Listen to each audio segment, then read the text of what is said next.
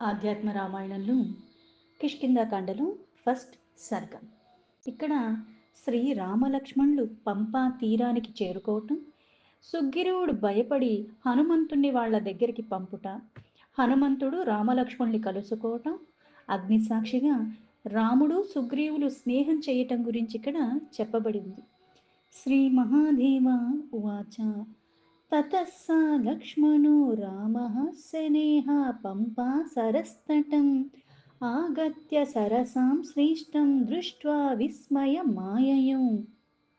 ఆ పరమేశ్వరుడు పార్వతీదేవికి ఇలా చెప్తున్నాడు: ఓ పార్వతి, రాముడు లక్ష్మణుతో కలిసి నెమ్మదిగా, అంటే ఇక్కడ శబరికి ఏదైతే మోక్షాన్ని ప్రసాదించిన తర్వాత, హితబోధ అన్నీ కూడా చేసేసిన తర్వాత ఆవిడ చెప్పినట్టుగా మళ్ళీ ఈ సుగ్రీవుణ్ణి కలుసుకోవటానికి పంపా సరోవర తీరానికి దగ్గరగా వచ్చారు.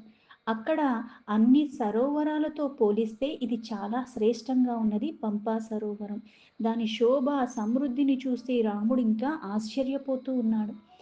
క్రోశమాత్రం సువిస్తీర్ణ మగాధామల శంభరం ఉత్పుల్లాంబుజ కల్హార కుముదోత్పల మండితం. ఈ పంపా సరోవరం ఒక క్రోశ దూరము, అంటే ఒక 2-3 కిలోమీటర్లంతా విస్తరించి ఉన్నది. అగాధమైన నిర్మలమైన నీటితో నిండిపోయి ఉన్నది. పైగా ఇందులో బాగా వికసించిన తామరలు, అలాగే ఎరుపు, తెలుపు, నల్ల కలువలతో ఎంతో చక్కగా శోభాయమానంగా ఉన్నది. హంసకారండవాకీర్ణం చక్రవాకాది శోభితం జలకుక్కట కోయష్టి క్రౌంచనాధూపనాదితం. ఈ సరోవరంలో హంసలు, అలాగే లేడి పిట్టలు ఇక్కడ చాలా ఎక్కువగా గుంపులుగా సంచరిస్తున్నాయి. దీనికి తగ్గట్టుగా చక్రవాకాది ఆ పక్షులు కూడా ఈ సరోవర శోభని ఇంకా పెంచుతున్నట్టుగా ఉన్నాయి. అలాగే నీటి కోళ్ళు, నీటి పక్షులు, క్రౌంచ పక్షులు మొదలైన పక్షులన్నీ కూడా కలకలంతో మధుర ఆ శబ్దాలు చేస్తూ, పైగా ఒకటికొకటి ప్రతిధ్వనిస్తూ, నిశ్శబ్దంగా ఉన్న చోట కొద్దిగా శబ్దం చేసిన అది మళ్ళీ మనకి రీసౌండ్లు వస్తున్నట్టుగా ఉంటుంది, ప్రతిధ్వని. అది చాలా ఆహ్లాదకరంగా ఉన్నది. నానా పుష్పలతాకీర్ణం నానా ఫల సమావృతం సతామన స్వచ్ఛ జలం పద్మ కింజల్కవాసితం. చిత్ర విచిత్రమైన పుష్ప లతాదులతో పరిపూర్ణంగా ఎన్నో రకాల పళ్ళ చెట్లతో అది ఎంతో అందంగా ఉన్నది. పైగా పద్మరాగంలాగా సుగంధితమైన ఆ పంపా సరోవరము, ఆ నీరు చాలా, అంటే అది నీరు ఎలా ఉంది అంటే సజ్జన్ యొక్క హృదయంలాగా చాలా స్వచ్ఛగా ఉన్నది. సజ్జనులు అంటే సత్కర్మలు చేస్తున్న వాళ్ళు, సద్భావనతో ఉన్నవాళ్ళు, నిర్మలంగా ఉంటారు, మాలిన్యాల రహితంగా. ఈ నీరు కూడా అంతలాగా ఉన్నది స్వచ్ఛంగా, అంటే అంత నీరు కింద ఉన్నది కూడా కనిపించే అంతలాగా అంత స్వచ్ఛంగా ఉన్నది. తత్రోపస్పృశ్య సనీలం పీత్వా శ్రమహరం విభుః సానాజః సరసస్తీరే శీతలేన పదాయయు. అక్కడ సరస్సు నీటిని ఒక్కసారి ముట్టుకుని మళ్ళీ స్నాన ఆచమన ఇట్లాంటివన్నీ కూడా చేసి శ్రమను తొలగించుకోవటానికి ఆ నీటిని ఆ తనివి తీరా తాగారు ఇద్దరు. రాముడు, అలాగే రాముడు ఒక తమ్ముడైన లక్ష్మణుడు కూడా ఆ పంపా తీరంలో చల్లని నీడ పట్టున ఆ మార్గం అంతా కూడా అలా తిరుగుతూ ఉన్నారు. ఋష్యమూక గిరేహ పార్శ్వే గచ్చంతౌ రామలక్ష్మణో ధనుర్బాణకరో దాంతౌ జటావల్కల మండితం పశ్యంతో వివిధాన్ వృక్షాన్ గిరేహ శోభాంసు విక్రమౌ. ఋష్యముఖ పర్వతం పక్కన గల లోయలు, వీళ్ళు ధనుర్బాణాలు ధరించి, పైగా జితేంద్రియులు, జటావల్కలు శోభలతో ఉన్నారు, గొప్ప పరాక్రమవంతులు కాబట్టి దట్టమైన అడవుల్లో ఎవ్వరూ సంచరించిన అట్లాంటి ప్రదేశాల్లో వెళ్ళటానికి కూడా వాళ్ళు సాహసించగలిగారు. ఈ రామలక్ష్మణులు అక్కడ ఉన్న ఎన్నో రకాల వృక్షాలు అన్నిటినీ కూడా శోభను చూస్తూ అలా ముందుకి నడుస్తూ ఉన్నారు. సుగ్రీవస్తు గిరేర్మూర్ధ్ని చతుర్భిః సహ వానరైః స్థిత్వా దదర్శాతౌ యాంతా వారురోహ గిరేః శిరః. వారి రాకను ఋష్యమూక గిరి శిఖరంలో ఉన్న నలుగురు వానరులతో కలిసి ఉన్న సుగ్రీవుడు గమనించాడు. వెంటనే దానికంటే ఎత్తైన శిఖరం పైకి వెళ్ళిపోయాడు. భయాదాహ హనుమంతం కౌతో వీరవరో సఖే గచ్చ జానీహి భద్రం తే వటుర్భూత్వా ద్విజాకృతి.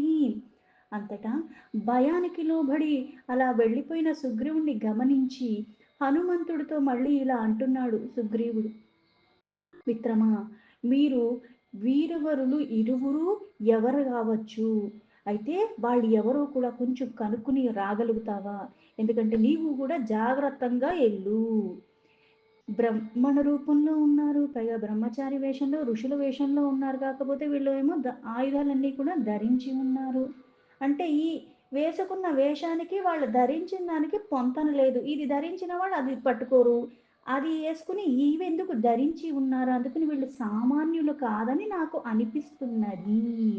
ఈ వేషంలో ఉన్నారు కానీ అందుకే వాళ్ళ గురించి బాగా తెలుసుకో, అందుకే నువ్వు వెళ్ళు. పైగా నువ్వు వెళ్ళేటప్పుడు కూడా అంటే జాగ్రత్తగా వెళ్ళాలి, అక్కడిని గమనించడానికి వెళ్ళినప్పుడు కొన్ని జాగ్రత్తలు తీసుకుని వెళ్ళాలి, అలాగే కొన్ని మర్చిపోకుండా జాగ్రత్తలు తీసుకుని కూడా ఉండాలి, హాని మనకి జరగకూడదంటే. వాలిన ప్రేషితో కిం వా మాం హంతుం సముపాగతో తాభ్యాం సంభాషణం కృత్వా జానీహి హృదయం తయోః. నన్ను చంపటానికే వాలి ద్వారా పంపించబడిన వాళ్ళు వీళ్ళిద్దరూ అని నేను అనుకుంటున్నాను. వీళ్ళిద్దరూతో నువ్వు వెళ్ళి చక్కగా మాట్లాడి వాళ్ళ అంతర్గత భావన ఏంటో అన్నది నువ్వు తెలుసుకో. ఎందుకంటే వాళ్ళు వాలి పంపగా వచ్చిన వాళ్ళైతే ఏదో ఒక రూపంలో, ఎందుకంటే వాలి ఈ ప్రదేశానికి రాని కారణంగా నా మీద ఉన్న వైర కారణంగా నన్ను ఎలా అన్నా సరే తుదిముట్టించాలని వీళ్ళని ఆశ్రయించి ఉన్నాడేమో అని నాకు అనుమానం వస్తుంది. ఇప్పుడు మనకి భయపడి ఉన్న కారణంగా ప్రతిదీ కూడా మనకి హాని చేస్తుందని అనిపిస్తుంది, ఎందుకంటే నేను భయానికి లోబడి ఉన్నాను. ఆ భయానికి నేను లోబడకుండా ఉంటే గనక అది నిజంగా ఆపదున్నా నాకేమీ అనిపించదు, ఎందుకంటే నేను దాన్ని ఎదుర్కోగలను.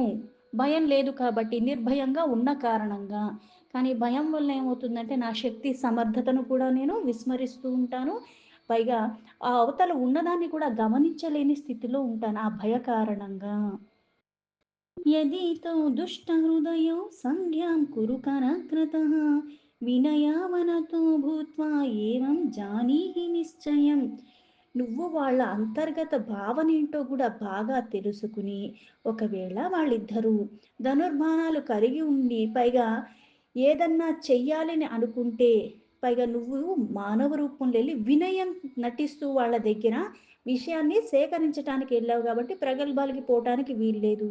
వినయంతో ఉండి అక్కడి నుంచి మనం అన్నీ తెలుసుకోవాలి, అందుకని నిశ్చయంగా ఆ వివరాలన్నీ చక్కగా వాళ్ళని విచారించి వాళ్ళతో మాటల్లో పెట్టి అవన్నీ కనుక్కుని రా అని చెప్పాడు. తదేతి వటురూపేణ హనుమాన్ సముపాగతః వినయావనతో భూత్వా రామం నత్వేదమబ్రవీత్. అలాగే అని చెప్పిన హనుమంతుడు బ్రహ్మచారి రూపంలో రామలక్ష్మణుడి దగ్గరికి వచ్చాడు. అంటే ఇక్కడ వాయుసూతుడైన హనుమంతుడు వాళ్ళిద్దరికీ విశ్వాసం కలిగించారు. అంటే ఇప్పుడు ఏదో ఒక రూపంలో వస్తే కూడా అంత నమ్మశక్యంగా అనిపించదు, అందుకుని ఇలాగ బ్రహ్మచారి రూపంలో వాళ్ళ దగ్గరికి వెళ్ళి వినయంతో ముందుకు వంగి నమస్కరించి అప్పుడు మళ్ళీ మాట్లాడటం మొదలుపెట్టాడు హనుమంతుడు. కౌయువా పురుష వ్యాఘ్రో యువానో వీర సమ్మతో ద్యోతయంతో దిశ సర్వాః ప్రభయా భాస్కరారివా. ఎవరయ్యా మీరిద్దరూ? పురుష శ్రేష్ఠులుగా కనిపిస్తున్నారు, పైగా మంచి యవ్వనంలో ఉన్నారు, మహావీరులు, దిశలన్నీ కూడా సూర్యుడంటి తేజస్సుతో ప్రకాశింపచేస్తున్నట్టుగా ఉన్నారు, అందుకుని మీరెవరు? యువాం త్రైలోక్య కర్తారా వితిభాతి మనోమమ యువాం ప్రధాన పురుషో జగద్ధీతు జగన్మయో. మీరిద్దరూ ముల్లోకాల్ని కూడా సృజించే వారిలాగా అనిపిస్తున్నారు నా మనస్సుకి. మీరు ప్రాకృతి పురుషులో లేదా ప్రధాన పురుషులో అయ్యుండొచ్చు, అంటే సామాన్య మానవులైతే మీరు కారు. అందుకే ఈ ప్రపంచానికి కారణభూతులుగా మళ్ళీ కొన్ని తొలగించడానికి వచ్చినట్టుగా అనిపిస్తున్నాను, అందుకే జగత్తంతా కూడా నిండిపోయిన వారుగానే నాకు గోచరిస్తూ ఉన్నారు అని. మాయయా మానుషాకారో చిరంతా వివనీనయ భూభార హరణార్థాయ భక్తానాం పాలనాయ చ. ఈ భూభారాన్ని తొలగించటానికి, భక్తజనుల్ని ఉద్ధరించి పరిపాలించటానికి లీలావేషాలు ధరించి మాయారూపులు సంకల్పం చేత వచ్చినట్టుగా ఈ మానవ రూపంలో అని నాకు అనిపిస్తుంది. అందుకే ఈ విలాసంగా చర్చించినట్లు నాకు అనిపిస్తుంది. అంటే మీరిద్దరు కూడా ఒక కార్యం చెయ్యటానికే వచ్చిన వాళ్ళులాగా అనిపిస్తున్నారంటే మీరు మానవులు కారు. దీనికి అతీతంగా ఉన్నవాళ్ళు. అవతీర్ణా పరోచరంతో క్షత్రియాకృతి జగత్స్థితిలయో సర్గం లీలయా కర్తుముద్యతం. పరాత్పరుల్లాగా అంటే అన్నిటికీ అతీతంగా ఉన్నవాడు పరమాత్మ. ఆ పరమాత్మ ఒక ప్రతిరూపాల్లాగే నాకు అనిపిస్తున్నారు. మీరిద్దరూ క్షత్రియ ఆకృతి ధరించి ఉన్నారు. ఎందుకంటే కొన్ని విద్యలు నేర్చుకోవటం ద్వారా ఆ శరీరం కొంచెం మారుతూ ఉంటుంది. ఎలా అయితే జిమ్‌కి బాగా వెళ్ళి అక్కడ బాగా చేసే వాళ్ళకి వాళ్ళ శరీరం ఒకలాగా మారిపోతూ ఉంటుంది. ఏ అలవాట్లు లేనివాడు ఒకలాగుంటే వీళ్ళకి వెళ్ళినా చెప్పచ్చు. మన తేడా ఏంటన్నది చెప్పచ్చు. అలాగే ఇక్కడ మీరు క్షత్రియ ఆకృతి ధరించి ఉన్నారు. జగత్ ఉత్పత్తి, స్థితి, లయాలకి అలాగే దుర్మార్గుల్ని వినాశింపజేయటానికి అవలీలగా సాధింపగలిగా అన్నట్టుగా అవతరించినట్లుగా నాకు అనిపిస్తున్నారు అని చెప్పాడు. స్వాతంత్రం ప్రేరకో సర్వహృదయస్థా విహీశ్వరో నరనారాయణో లోకే చరంతా వితిమే మతి. వీరిద్దరూ సర్వ తంత్రులు అంటే స్వాతంత్రులు. ఎవరు స్వాతంత్రులు? పరమాత్మ ఒక్కడే పరమాత్మ రూపాలే మీరు. అందుకే భూభారాన్ని తగ్గించడానికి వచ్చారు. అందుకని మీరు సామాన్యమైన మానవులైతే కాదు. జీవులందరికీ కూడా ఆ బుద్ధుల్ని ప్రేరేపించటానికి, మార్గదర్శకంగా చూపించటానికి ఒక లీలగా వచ్చినట్టున్నారు. అందుకే సర్వులొక్క హృదయంలో నివాసాలుగా ఉంటున్నవారు శాసకులైన నరనారాయణులే అన్నట్టుగా నాకు అనిపిస్తున్నది. నా బుద్ధికి తోస్తున్నది అని చెప్పాడు. శ్రీరామో లక్ష్మణం ప్రాహ పశ్యేనం వటురూపిణం శబ్దశాస్త్రమాశేషేణ శృతం నూన మణికథ. ఇలా హనుమంతుడు చెప్పిన మాటలు ముగించగానే శ్రీరాముడు లక్ష్మణుడితో ఇట్లా అంటున్నారు, చూడు లక్ష్మణ, ఈ బ్రహ్మచారి బాగా పరిశీలించి ఒక్కసారి చూడు. తప్పనిసరిగా ఇతడు అనేక మారులు వ్యాకరణ శాస్త్రాలన్నీ కూడా విని ఉన్నాడంటే మాట్లాడే పద్ధతి బట్టి వాళ్ళకి ఎన్ని విద్యలు వచ్చు, ఎన్నిట్లో ఆరితేరారన్నది ఆ స్పష్టత తెలిసిపోతూ ఉంటుంది. మళ్ళీ ఎవరికి? అందరికీ తెలీదు.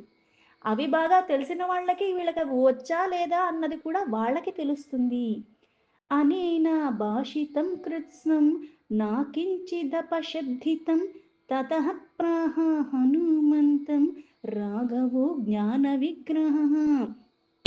బాగా ఇవన్నీ వ్యాకరణ శాస్త్రాన్ని అధ్యయనం చేసిన వాడని నిశ్చయము. ఇందులో ఎటువంటి అనుమానం లేదు. ఇతడు మనతో ఎన్నో విషయాల గురించి మాట్లాడాడు. ఆ మాటల్లో ఎక్కడ ఏ కొంచెం కూడా అపశబ్దము పలకలేదు అని ప్రశంసించి మూర్తీభవించిన జ్ఞాన స్వరూపంగానే ఉన్నాడు అని రాముడు అప్పుడు హనుమంతుడితో ఇలా అంటున్నాడు. అహం దాశరథి రామస్త్వయం మే లక్ష్మణో అనుజః సీతయా భార్యయా సార్ధం పితుర్వచన గౌరవాత్.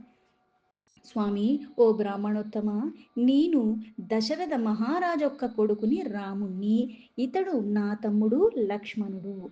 నేను నా భార్య అయిన సీతతో కలిసి నా తండ్రికిచ్చిన మాటని ఆచరింపదలిచి గౌరవ భావంతో ఈ అడవులకి వచ్చాను. ఆగతస్తత్ర విపీనే స్థితోహం దండకి ద్విజ తత్ర భార్యా హృతా సీత రక్షసా కేనచిన్మమ తామన్వేష్టుమిహాయాతో త్వం కోవా కస్య మావదాం. అయితే దండకరణ్యంలో నివసిస్తూ ఉండగా అక్కడ ఎవడో ఒక రాక్షసుడు నా భార్య అయిన సీతను అపహరించుకుని వెళ్ళిపోయాడు. ఆమెని వెతుక్కుంటూ మేమిద్దరం ఇక్కడికి వచ్చాము. ఇంతకీ నువ్వెవరివి, నువ్వు ఎవరి వ్యక్తివి, అవన్నీ వివరాలు చెప్పని రాముడు హనుమంతుణ్ణి అడిగాడు. వటుర్ ఉవాచ సుగ్రీవో నామ రాజాయో వానరాణాం మహామతిః చతుర్భిర్మంత్రిభిः సార్ధం గిరిమూర్ధని తిష్టతి. అప్పుడు బ్రహ్మచారి రూపంలో ఉన్న హనుమంతుడు ఇలా చెప్తున్నాడు. మహాబుద్ధిశాలి అయిన వానరులకి రాజైన సుగ్రీవుడు నలుగురు మంత్రులతో కలిసి ఈ ఋష్యమూక పర్వత శిఖరం మీద ఉన్నాడు. భ్రాత కనీయాన్ సుగ్రీవో వాలినః పాపచేతసః తేన నిష్కాసితో భార్య హృతా తస్యేహ వానినా. అతడు పాపపు మనస్సు కలిగిన వాలి యొక్క తమ్ముడు. అన్నచేత సుగ్రీవుడు ఇంటి నుంచి గెట్టివేయబడ్డాడు. ఆ సుగ్రీవుడు భార్య కూడా వాలి చెంత అపహరించబడి ఉన్నది. ఇప్పుడు నాకు ఒకళ్ళ మీద ఒక అభిప్రాయం రావటానికి కారణం ఏంటంటే, వాళ్ళకి నాకు కాస్త దగ్గరగా ఏమన్నా ఒకటే పరిస్థితులు ఉన్నప్పుడు, మనకి వెంటనే దానికి తగ్గట్టుగా ఆలోచించి చేయగలం. ఇప్పుడు నాకు అట్లాంటి అనుభవం రాలేదు అన్నప్పుడు నేను దాన్ని సరిగ్గా అర్థం చేసుకోలేను. ఎలా అయితే ఇక్కడ రాముడు నా సీత అపహరించబడింది అని చెప్పాడో, అలాగే ఇక్కడ ఆ సుగ్రీవుడు భార్య కూడా అపహరించబడింది అని చెప్పాడు. అంటే వాళ్ళకి కూడా కాస్త నమ్మకం కుదరటానికి.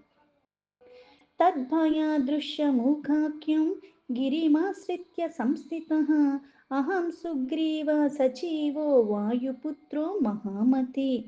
అంతేకాకుండా ఇక్కడ రాముణ్ణి దర్శించినంత మాత్రం చేతనే ఇంకా ఎక్కడా పొల్లు పోకుండా అబద్ధం చెప్పటానికి అక్కడ అంగీకరించటానికి వీలు లేని స్థితిలో ముగ్ధత్వంలోకి వెళ్ళిపోతాడు హనుమంతుడు. అందుకని ఉన్నది ఉన్నట్టుగా చెప్పేశాడు. వాలికి భయపడి ఇక్కడ సుగ్రీవుడు ఈ ఋష్యముఖ పర్వతం పేరు కలిగే ఈ గిరిని ఆశ్రయించుకుని ఇక్కడే నివసిస్తున్నాడు. అందుకే ఓ మహామతి, నేను ఆ సుగ్రీవుడికి మంత్రిని, వాయుదేవుడు యొక్క కుమారుణ్ణి అని చెప్పాడు. హనుమాన్ నామ విఖ్యాతో హ్యంజనీ గర్భ సంభవ తేన సఖ్యం త్వయా యుక్తం సుగ్రీవేన రఘుత్తమ. హనుమంతుడన్నది నా పేరు. అంజనాదేవి యొక్క కొడుకుని ఓ రఘుత్తమ. సుగ్రీవుడితో కలిసి నీకు స్నేహం చేయటం అన్నది నీకు కూడా సరైనది, యుక్తమైనది. భార్యాపహరిణం హంతుం సహాయస్తే భవిష్యతి ఇదానీమేవ గచ్చామ ఆగచ్చ యది రోచతే. భార్యను అపహరించిన వాణ్ణి హతమార్చటానికి అతనికి సాయం నువ్వు చెయ్యగలవు. నీకు అంగీకారమైతే ఇప్పుడే నేను ఆయన దగ్గరికి నిన్ను తీసుకెళ్తాను అని చెప్పాడు హనుమంతుడు. శ్రీరామ ఉవాచ అహమప్యాగతస్తేన సఖ్యం కర్తుం కపీశ్వర సఖ్యుస్తాస్యాపి యత్కార్యం తత్కరిష్యామ్య సంశయం. శ్రీరాముడు మళ్ళీ హనుమంతుడితో ఇలా చెప్పాడు. ఓ కపీశ్వర, నేను కూడా అతనితో స్నేహం చెయ్యటానికే ఇక్కడికి వచ్చాను. మిత్రుడై అతనికి కూడా ఏదన్నా సాయం చెయ్యగలిగిన కార్యం ఏదన్నా ఉంటే తప్పకుండా చేస్తాను, అందులో ఎటువంటి అనుమానం లేదు అన్నాడు. హనుమాన్ స్వస్వరూపేణ స్థితో రామమథ బ్రవీత్ ఆరోహతాం మమ స్కందో గచ్చామః పర్వతోపరి. ఇది వినిన హనుమంతుడు తన నిజ రూపాన్ని దాల్చి వారి ఎదుట నిలిచి రాముడితో ఇలా అన్నాడు. నా భుజముల్ని అధిరోహించండి, అంటే వాటి మీద ఎక్కి కూర్చోండి. వాలి భయము చేత మంత్రులు అందరితో కలిసి సుగ్రీవుడు ఆ కొండ కొమ్మన ఇక్కడ అక్కడ ఉన్నాడు కాబట్టి నేను అక్కడికి మీ ఇద్దరిని తీసుకెళ్తాను. యత్ర తిష్టతి సుగ్రీవో మంత్రిభిర్వాలినో భయాత్ తదేతి తస్యారూరోహ స్కందం రామోదలక్ష్మణః ఉత్పపాత గిరేర్మూర్ధ్ని క్షణధీవా మహాకపిః వృక్షశ్చాయాం సమాశ్రిత్య స్థితౌ తో రామలక్ష్మణౌ. రాముడు సరే అని చెప్పాడు. హనుమంతుడు కూడా తన భుజాల మీదకి వాళ్ళిద్దరిని ఎక్కించుకుని అట్లానే అక్కడికి తీసుకెళ్లాడు. క్షణంలో ఆ పెద్ద శరీరం కలిగిన హనుమంతుడు గిరి శిఖరానికి ఎగిరి అక్కడ రామలక్ష్మణుడు ఇద్దరినీ కూడా ఆ చెట్టు నీడలో నిలిపాడు. హనుమానపి సుగ్రీవ ముపగమ్య కృతాంజలి ఏతుతే భయమాయాతో రాజన్ శ్రీరామలక్ష్మణౌ. హనుమంతుడు సుగ్రీవుణ్ణి సమీపించి ఆయనకి నమస్కరించి, ఓ కపిరాజా, భయాన్ని విడిచిపెట్టు. అంటే వీళ్ళు వాలి పంపగా వచ్చిన వాళ్ళు కాదు, అందుకు నేమి భయపడక్కర్లేదు. వచ్చిన వాళ్ళు శ్రీరామలక్ష్మణులు అని చెప్పాడు ఆ సుగ్రీవుడికి. దీంతో ఆధ్యాత్మ రామాయణంలో కిష్కింధకాండలో ఫస్ట్ సర్గాలో 30 శ్లోక సంపూర్ణం.